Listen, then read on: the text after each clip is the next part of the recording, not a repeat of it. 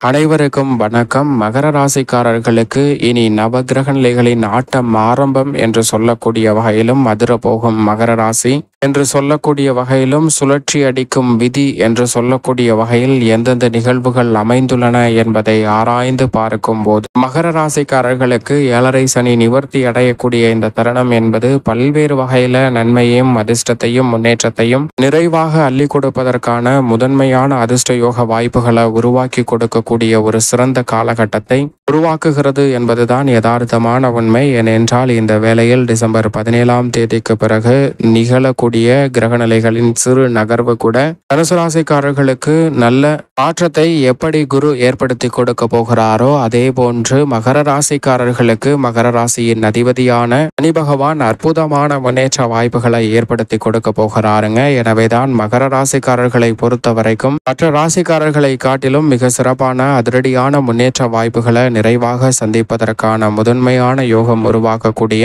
ஒரு தருணமாகவும், அதிரப்போகும் மகர ராசி என்று சொல்லக்கூடிய வகையில் பல மாற்றங்களை நிறைவாக சந்திப்பதற்கான முதன்மையான யோகமும் உருவாகக்கூடிய ஒரு தருணமாக நிச்சயமாக அமைய போகிறது. உதாரணமாக இந்த வேளையில் இயற்கை அழகும் எழிலும் சூழ்ந்த ஒரு கிராமம் ஒன்று இருக்கிறது. அதை சுற்றி பல்வேறு வகையான வளங்கள் இருக்கின்றன. அப்படி இருக்கக்கூடிய அந்த கிராம மக்கள் மிகுந்த மகிழ்ச்சியுடனும் நல்ல அனைத்து விதமான செல்வ வளங்களையும் பெற்று சிறப்பாக வாழ்ந்து கொண்டிருக்கின்றனர். அப்போது அவர்களுக்கு ஒரு செய்தி ஒன்று கிடைக்கிறது. அது என்னவென்றால், அவர்கள் கிராமத்தை நோக்கி ஒரு அரக்கன் ஒருவன் வந்து கொண்டிருக்கிறான் என்பதுதான் அந்த செய்தி. உடனடியாக அந்த மக்கள் உங்களிடம் கிடைக்கக்கூடிய ஆயுதங்களை எடுத்துக் கொள்கிறார்கள். அந்த அரக்கனை எப்படியாவது தடுத்து நிறுத்த வேண்டும் என வனப்பகுதியில் நுழைந்து அந்த அரக்கனுடன் சண்டையிட முயற்சி செய்கிறார்கள். அப்படி சண்டையிட முயற்சி செய்யும் போது தங்கள் கையில் உள்ள ஆயுதங்களை அந்த அரக்கனின் மீது தூக்கி அடிக்க, அந்த ஆயுதங்கள் அனைத்தும் அரக்கனின் மீது பட்டு அவை 2ஆக மாறி இவர்களை வந்து தாக்குகிறது. உதாரணமாக ஒரு கல்லை எறியும் போது அந்த கல் 2ஆக மாறி வந்து இவர்களை தாக்குகிறதுங்க. கட்டையை எறிந்தால் அந்த அரக்கனின் மீது அந்த கட்டை மோதி 2 கட்டைகளாக மாறி இவர்களை வந்து தாக்குகிறது. எனவே இந்த அரக்கனுடன் போரிடுவது மிகுந்த சிரமம் என்று சற்று அந்த பாதைகளை அடைக்க ஆரம்பிக்கின்றனர். அப்படி அடைத்துவிட்டு இந்த பகுதியை யாரும் பயன்படுத்த வேண்டாம், மற்ற பகுதிகளில் இருக்கக்கூடிய பாதைகளை பயன்படுத்தி கொள்ளலாம் என ஒரு முடிவுக்கு வருகிறார்கள். அப்படி முடிவுக்கு வந்த அந்த கிராம மக்கள் அந்த அரக்கன் இருக்கக்கூடிய திசையை மட்டும் தவிர்த்துவிட்டு மற்ற பகுதிகளை சற்று தாராளமாக பயன்படுத்தி கொள்கின்றனர். ஆனால் அந்த பகுதியை மட்டும் விட்டுவிடுகின்றனர். அதற்கு பிறகு சற்று பயம் இருந்தாலும் சற்று மகிழ்ச்சியாக தான் வாழ்ந்து கொண்டிருக்கின்றனர். அப்போது ஒரு சிறு குழந்தைக்கு உணவு விட்டுவதற்காக அந்த குழந்தையின் தாய் உணவு எடுத்து வருகிறார். அதே வேளையில் தந்தை பழங்களை வாங்கி வருகிறாருங்க. அதில் ஆப்பிள் பழம் ஒன்றை கையில் எடுத்து ஒரு சிறு குழந்தைக்கு சாப்பிட கொடுக்கும் போது தாய் உணவு சாப்பிட்டதற்கு பிறகு அந்த பழத்தை சாப்பிடலாம் என்று சொல்லிவிடுகிறார். எனவே தாயும் அந்த குழந்தைக்கு உணவு ஊட்டுகிறாருங்க. அப்படி உணவு ஊட்டும் போது அந்த தாய் ஊட்டிய உணவை அந்த குழந்தை மகிழ்ச்சியுடன் சாப்பிடுகிறது. இதற்கு பிறகு நீ அந்த பழத்தை சாப்பிடலாம் என்று சொல்ல இந்த தாய் உணவு ஊட்ட ஆரம்பிக்கிறார். அந்த உணவு முழுவதையும் அந்த குழந்தை சாப்பிட்டு விடுகிறது. உணவு தீர்ந்து விட்டவுடன் நான் போய் உணவு எடுத்து வருகிறேன் என்று அந்த குழந்தையிடம் சொல்லிவிட்டு அந்த தாய் உணவு எடுப்பதற்காக வீட்டிற்குள் நுழைகிறார். அப்போது அந்த குழந்தை அங்கிருந்து ஓட ஆரம்பிக்கிறது. உணவு எடுத்து வந்து பார்க்கக்கூடிய தாய் அந்த குழந்தை ஓடுவதை உணர்ந்து அதை துரத்த ஆரம்பிக்கிறார். அந்த குழந்தை ஒரு கட்டத்தில் அந்த அரக்கன் இருக்கக்கூடிய திசையை நோக்கி வேகமாக ஓடுகிறது. தாயும் எவ்வளவு முயற்சி செய்தாலும் அந்த குழந்தையை பிடிக்க முடியவில்லை.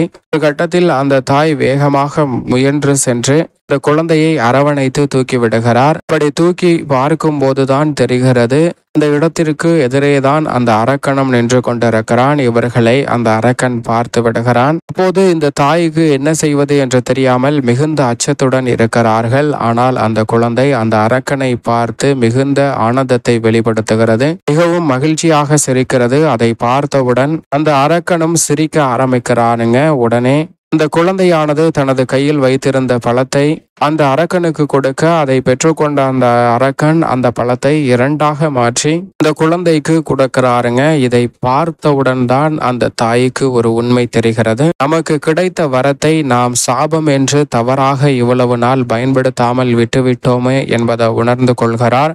அப்போது அதை சென்று ஊர் மக்களிடமும் சொல்ல, ஊர் மக்களும் நாம் செய்தது தவறு, நாம் தீங்கு கொடுத்தோம், அந்த தீங்கு 2ஆக வந்தது, நன்மை கொடுத்திருந்தால் நாம் பல மடங்கு நன்மையை பெற்றிருப்போம் என்பதை உணர்ந்து கொள்கின்றனர். இப்படி உணர்ந்ததால் பல மாற்றத்தை அந்த கிராமம் மிகப்பெரிய அளவுல சந்திக்குதுங்க. அது போன்றுதான் மகர ராசிக்காரர்களுக்கும் மிக வலுவாக முழு சுபகிரகமான குரு 5ல் தான் நிலை கொண்டிருக்கிறார். அவர் வக்ரம் பெற்றிருந்தாலும் கூட நிறைவான நன்மை நிச்சயமாக கிடைக்கும். ராசியின் அதிபதியும் 7.5 சனியில் இருந்தாலும் பாத சனியின் இறுதி காலகட்டத்தில் இருக்கிறார். எனவே எதிர்பார்ப்பதை விட மிக சிறப்பான மாற்றம் நிச்சயமாக உண்டு. சுழன்று அடிக்கும் விதி என்று சொல்லக்கூடிய வகையில் பல்வேறு வகையான சிரமங்களை சந்தித்தாலும் கூட மகர ராசிக்காரர்களுக்கு 7.5 சனி நிவர்த்தி அடையக்கூடிய இந்த தருணத்தில் நல்ல மாற்றத்தை எதிரப்போகும் மகர ராசி என்று சொல்லக்கூடிய வகையில் நிச்சயமாக சந்திப்பதற்கான முதன்மையான யோகம் உண்டு என்பதில் சந்தேகமே இல்லை.